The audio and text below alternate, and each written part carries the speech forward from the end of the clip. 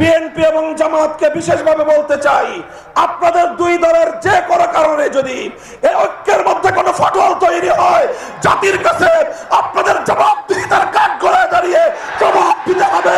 জবাব নিয়ে ছাড়বো আমরা।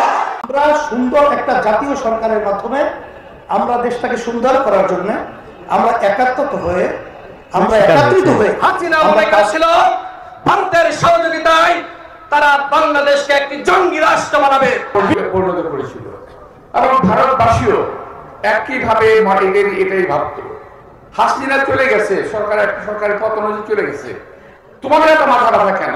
বাংলাদেশে আগুন জ্বালাবেন, নিজের শান্তিতে থাকবেন, এটা কিন্তু সম্ভব না, এটা হয় না।